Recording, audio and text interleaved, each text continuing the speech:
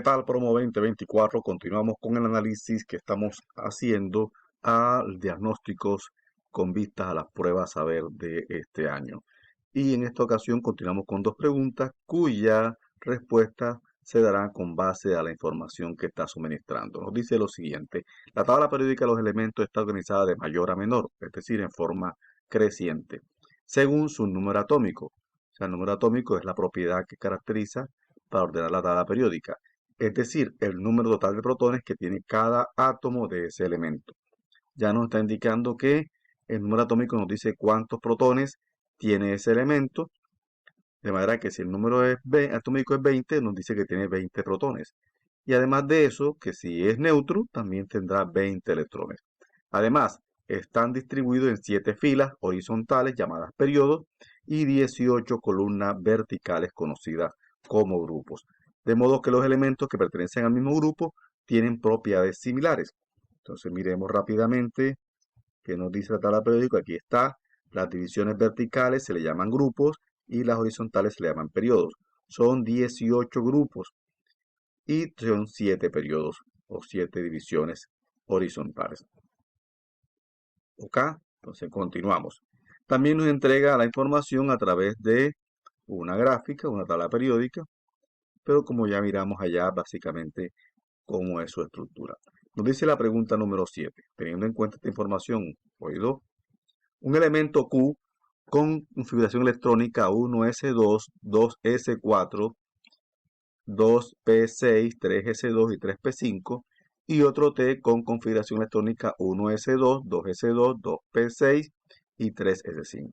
Recordamos lo siguiente, que en la configuración electrónica está identificando cómo se distribuyen los electrones de cada átomo. Perdón. De manera que si un átomo tiene, por decir, 10 electrones, entonces se va a distribuir de la siguiente manera. Aquí, por ejemplo, en el primer siempre se inicia con el nivel 1s2, 2s2, 2p6, 3s2, 3p5, y este orden se obtiene, ¿se acuerdan?, de la tabla de Molar. Y recuerden que los coeficientes nos indican los niveles. Los niveles, y por lo tanto el nivel mayor nos dice en qué periodo se encuentra ese elemento. Y que además de eso los exponentes representan los electrones, la forma en que está distribuido de acuerdo a sus capas. Entonces recuerde que aquí S2 es una subcapa del nivel 1, aquí 2S2 es otra subcapa del nivel 2, 2P6 capa del nivel 2 y así sucesivamente. Aquí 3S2 también una subcapa del nivel 3. Y de manera que la siguiente información, el periodo lo identifico por el coeficiente. O sea que este elemento Q está en el tercer periodo. Y el grupo lo identifico por la cantidad de electrones que tenga en ese último nivel. El último nivel aquí es 3, pero tiene dos capas, una en S y otra en P.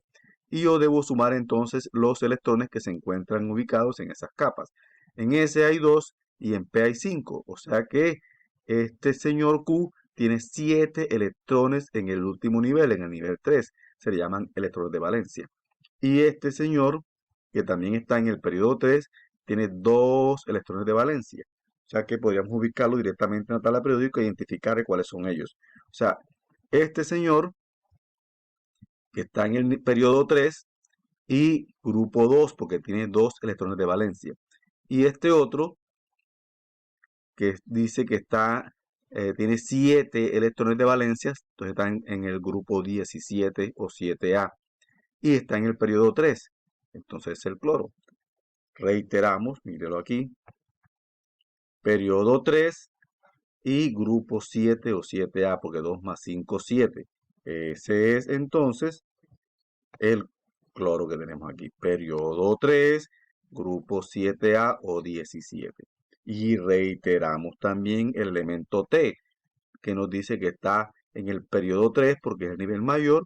Y en ese nivel solamente tiene 2 electrones, o sea que está en el grupo 2, que ya vimos que es el magnesio. Mírenlo aquí. Periodo 3, grupo 2, el magnesio.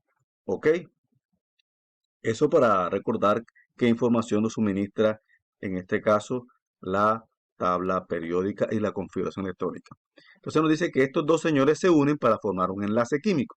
Ese es el propósito, obviamente, de los enlaces químicos, obtener una nueva sustancia. Y este es el enunciado. El enlace formado entre Q y T es de qué tipo. Entonces vamos nuevamente a la tabla periódica y recordamos cuáles las características que se dan para los enlaces químicos. Vamos con el tercer enlace, tipo de enlace químico que se da entre los metales. Así, un metal se combina con otro metal, se dice que el enlace es metálico y se da básicamente en la estructura de estos elementos que se encuentran aquí, en esto que se ven de azul, este que está en la parte inferior y estos dos que están al principio. Recuerda que los más metálicos de todos es el del primer grupo.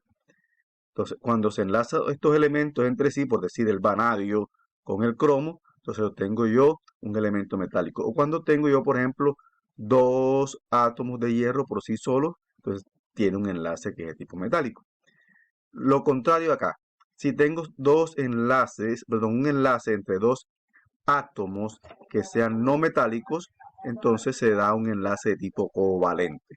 Por ejemplo, si yo uno el oxígeno con el nitrógeno, el enlace es covalente. Si uno el fósforo con el carbono, el enlace es covalente.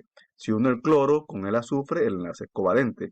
Y recuerden que dentro de este grupo también tenemos que contar al hidrógeno. Mira que está con un color diferente. O sea que si yo uno el hidrógeno con el oxígeno, como en el caso del agua, ese tipo de enlace es covalente.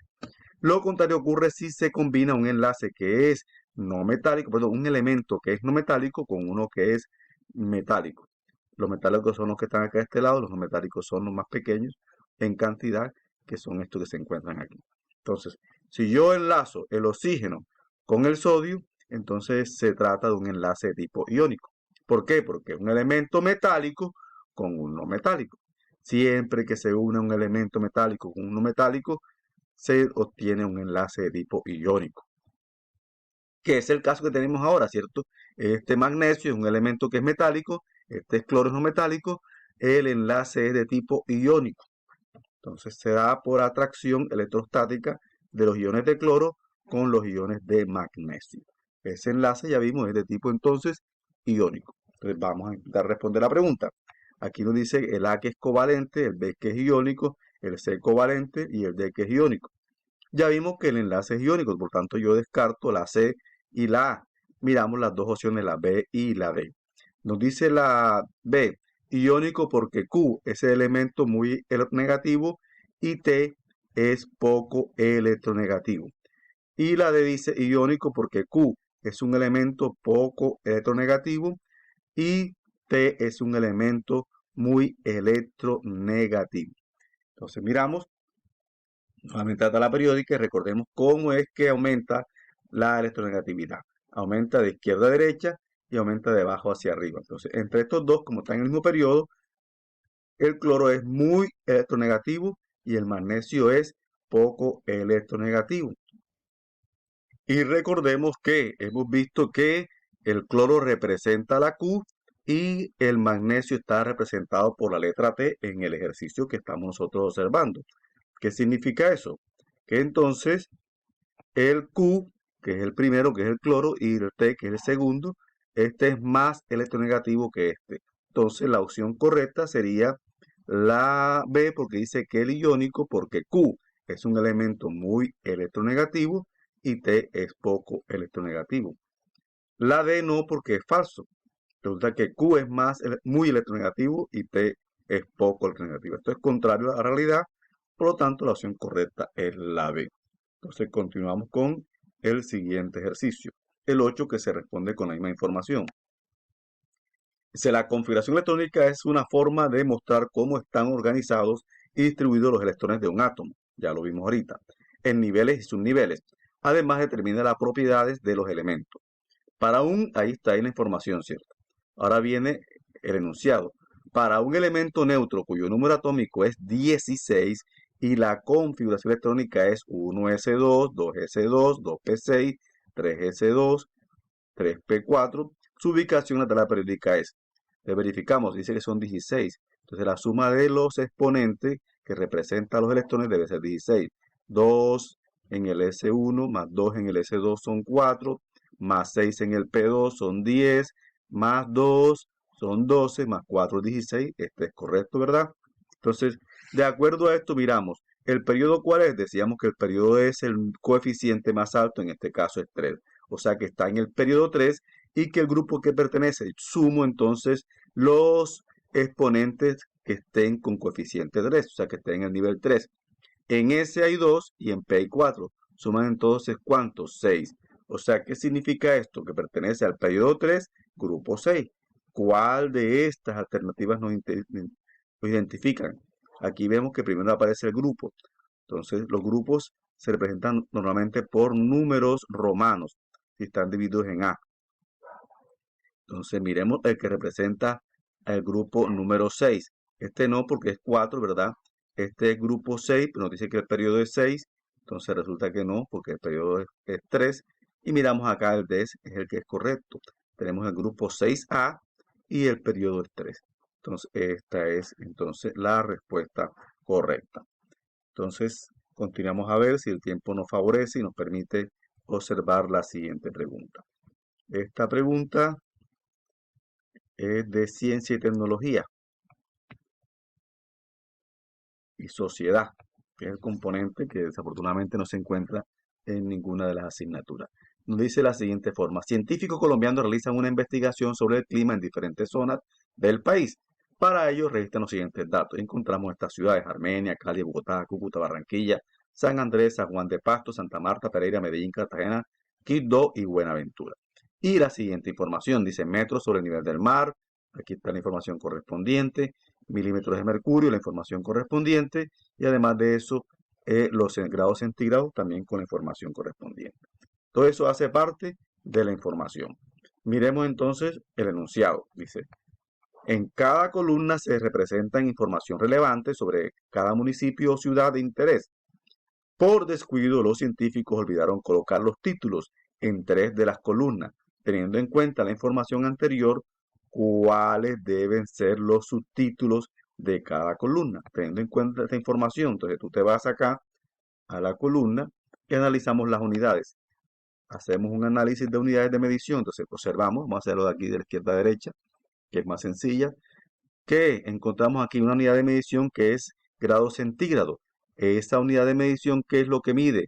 A una magnitud llamada temperatura. Entonces aquí debe haber ¿qué?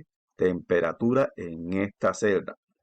Aquí en la segunda, o la intermedia, milímetros de mercurio, es una unidad para medir presión, de manera que el título que debe haber aquí es presión.